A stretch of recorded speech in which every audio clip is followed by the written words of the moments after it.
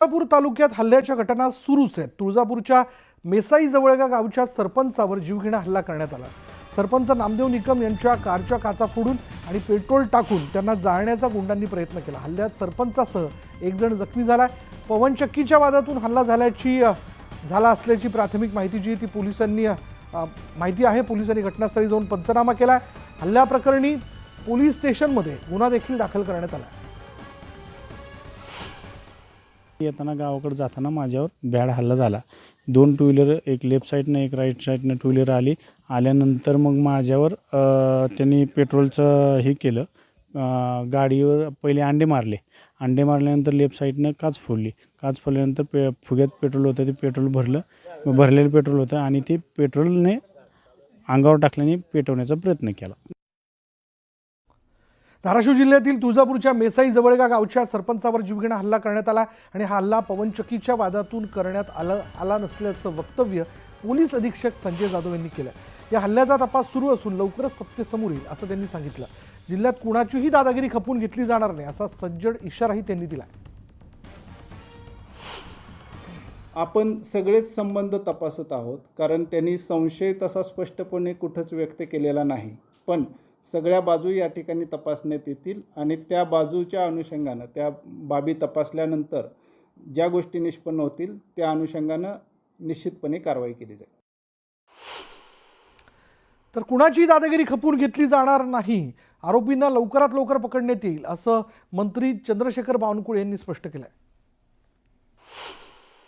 गृह खातं माननीय मुख्यमंत्री यांनी स्पष्ट केलं आहे की अशा कुठल्याही प्रकरणाला माफी नाही, अशा कुठल्याही घटनेला माफी नाही। त्यामुळं गृहमंत्री आणि मुख्यमंत्री आणि आमचं सरकार अशा प्रकरणामध्ये कडक कारवाई होईल, या प्रकरणामध्ये कोणी सुटणार नाही अशा भूमिका सरकारची आहे। सरकार पूर्ण क्षमतेने काम करत आहे आणि दोषीला योग्य शिक्षा मिळेल। पुण्याच्या राजगुरुनगरमधील 2 चिमुकल्यांवर अत्याचार करून त्यांना बुडवून मारल्याची धक्कादायक घटना घडली आणि या आरोपीला पोलिसांकडून अटक देखील आता करण्यात आली आहे। तर घटनेचे तीव्र पडसाद जे आहेत ते राजगुरुनगरमध्ये उमटत आहेत। या पीडित कुटुंबाला पाठिंबा देण्याकरता भटक्या विमुक्त जमातीचे राज्यभरातील कार्यकर्ते राजगुरुनगर शहरात दाखल झालेत। शासनानं या कुटुंबाला आर्थिक मदत करावी अशी मागणी देखील त्यांनी केली आहे। काय सांगाल, ही घटना तशी दुःखदायक आहे। अतिशय निर्दयी आणि समाजाला काळीमा फासणारी अशी घटना आहे आणि शोषित कुटुंबाला अजूनपर्यंत त्या ठिकाणी कोणत्याही प्रकारची प्रशासनानं दखल घेतली गेलेली नाही। आरोपींना फाशीची शिक्षा झाली पाहिजे, सदर खटला फास्ट ट्रॅक कोर्टामध्ये चालवला गेला पाहिजे आणि त्या कुटुंबाला न्याय मिळाला पाहिजे। त्याचप्रमाणे त्या कुटुंबाला जास्तीत जास्त आर्थिक सहाय्य मिळणं ही गरजेचं आहे। त्याचप्रमाणे देशभरात महाराष्ट्रामध्ये गोसावी समाज भटकंती करत असतो। ह्या गोसावी समाजाला कोणतंही सुरक्षा कवच नाही आहे, ते सुरक्षा कवच शासनानं उपलब्ध करून द्यावं। काय सांगाल, या कुटुंबावरती आज मोठी दुःखकळा पसरलेली आहे। ह्या कुटुंबातील जे चिमुरड्या 2 मुलींचे वडील आहेत ते सफाई कामगार आहेत आणि ते ग्रामपंचायतमध्ये सफाईचं काम करतात। त्यांच्या मंडळी देखील ग्रामपंचायतमध्ये सफाईचं कामगार करतात। आर्थिक परिस्थिती एकदम म्हणजे एक तुकडा मिळवण्यासाठी भाकरीचा एक तुकडा दिवसभर ते राबतात आणि पोटापाण्यासाठी त्या 2 मुली केर कचरा गोळा करून आपली उपजीविका करत होते। माझं एक स्पष्ट मत आहे, या कुटुंबाला शासनाकडून आर्थिक तरतूद 10 लाख मिळाली पाहिजे अशी माझी ठाम भूमिका आहे। हा जो आरोपी एक अटक केलेला आहे, 2 लहान मुलींचे लैंगिक शोषण हा एकट्यानं केले असं तरी आम्हाला वाटत नाही। यात आणि काहीतरी काळोधोळं असणार किंवा केलेलं कुणी असणार आणि माती कुणाच्या तरी लावलेला असणार।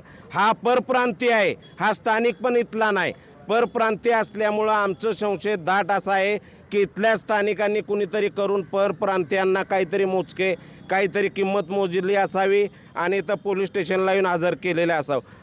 सचिन तोडकर, न्यूज 18 लोकमत, राजगुरुनगर, पुणे। पुण्यातील राजगुरुनगर प्रकरणी राज्य महिला आयोगाच्या अध्यक्षा रुपाली चाकणकर यांनी पुणे जिल्हा पोलीस अधीक्षक पंकज देशमुख यांची भेट घेतली। या हत्या प्रकरणाची त्यांनी पोलीस अधीक्षकांकडून माहिती घेतली। या प्रकरणातील आरोपीला कठोर शिक्षा व्हावी अशी मागणी त्यांनी केली आहे। अतिशय कठोर अशी ही अंमलबजावणी ही पीडितेला तातडीने न्याय देत असताना आरोपीला शिक्षा व्हावी, कायद्याच्या चौकटीतून ही प्रक्रिया होत असताना BNS मध्ये क्रमांक 5चे प्रकरण आहे, ज्यामध्ये बालकं आणि महिलांवरील अत्याचाराच्या संदर्भातनं कठोर कारवाई केलेली आहे. आणि म्हणून मला असं वाटतं BNSच्या अंतर्गत हे सगळे गुन्हे दाखल झालेले आहे आणि या गुन्हे दाखल होत असताना आरोपीला कठोर शिक्षा होईल. लोणावळ्याच्या घटनेच्या संदर्भात सुद्धा आणि राजगुरुनगरच्या घटनेच्या संदर्भात सुद्धा राज्य महिला आयोगाच्या वतीनं आम्ही त्याचा पाठपुरावा करूच. वसईत अल्पवयीन मुलीचा विनयभंग करणाऱ्या नराधमाला अखेर 10 दिवसांनंतर अटक करण्यात आली. या अल्पवयीन मुलीला रिक्षात बसून निर्जन ठिकाणी नेत अत्याचार करण्याचा प्रयत्न प्रकाश वर्तक या नराधमानं केला होता. अखेर पोलिसांनी या घटनेनंतर तातडीनं तपासाची चक्र फिरवत प्रकाशला घरातून अटक केली आहे.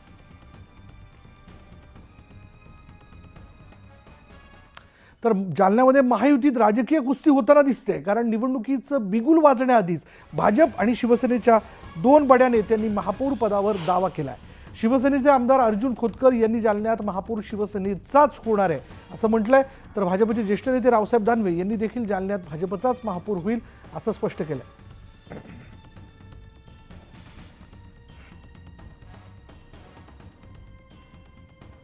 महानगरपालिका आमच्या ताब्यात द्या आणि महानगरपालिका ताब्यात देऊन निश्चितपणे एक चांगला कारभार आमच्या हातामध्ये या ठिकाणी निश्चितपणे दिला पाहिजेत. आमचे जिल्हा प्रमुख, आमचे शहर प्रमुख विष्णुभाऊ पासपुले, आमचे सर्व दादाच्या नेतृत्वामध्ये या ठिकाणी आम्ही सर्व संघटना आमची पूर्णतः कामाला लागलेली आहे. यावेळेस काही जरी झालं तर शिवसेनेचा महापौर होणार आहे. पहिला महापौर कोण राहणार तुमचा? मी जाहीर केलेला विष्णू पासपुले. त्यात काय अजिबात नाही. आता एकदा नाव जाहीर झाल्यानंतर रसिकच कशी राहिली. बैठकीमध्ये चर्चा करू जागा वाटपाची. महापौर भाजपचा होईल हे मी बोललो.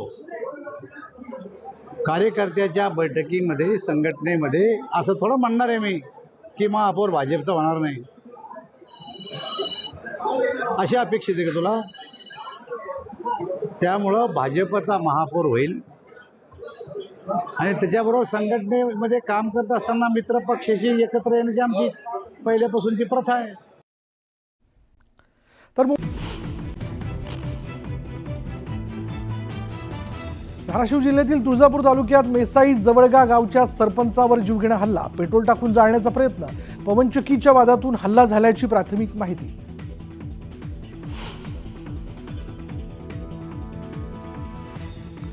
सरपंच देशमुख हत्या प्रकरणी CIDचे पोलीस अधिकारी 2 दिवसांपासून बीडमध्ये तळ ठोकून आरोपी विष्णू चाटेची कसून चौकशी. बीडचे सरपंच संतोष देशमुख हत्येप्रकरणी मराठा समाज आक्रमक, आरोपीला शिक्षा देण्याच्या मागणीकरता लातूरच्या रेणापूरमध्ये मराठा समाजाच्या वतीनं महामोर्चा. राजगुरुनगरमध्ये भटक्या विमुक्त जमातीच्या कार्यकर्त्यांनी पुणे नाशिक मार्ग रोखला. 2 चिमुरड्यांच्या हत्येनंतर शहरात तीव्र पडसाद. पालिका निवडणुकांच्या पार्श्वभूमीवर भाजप संघदक्ष, विधानसभा निकालांना हुरळून जाऊ नका, स्थानिक स्वराज्य संस्थेच्या निवडणुकीत सुस्त राहून चालणार नाही, संघाचे नेते, कार्यकर्ते आणि पदाधिकाऱ्यांना सूचना. अन्न व औषध मंत्री नरहरी झिरवाळांच्या समर्थकांची नाशिकमध्ये बॅनरबाजी, मात्र बॅनरवर आदिवासी विकास मंत्री नरहरी झिरवाळ असा उल्लेख. राज्याच्या काही भागात पावसाची हजेरी, अकोला आणि संभाजीनगरमध्ये पावसाच्या तुरळक सरी, पिकांना फटका बसण्याची शक्यता.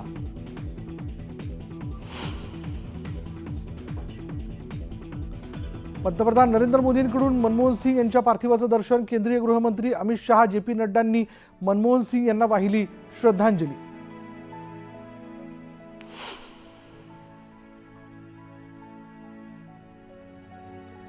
माजी पंतप्रधान डॉक्टर मनमोहन सिंग यांचं निधन, गांधी कुटुंबियांकडून मनमोहन सिंग यांना श्रद्धांजली अर्पण.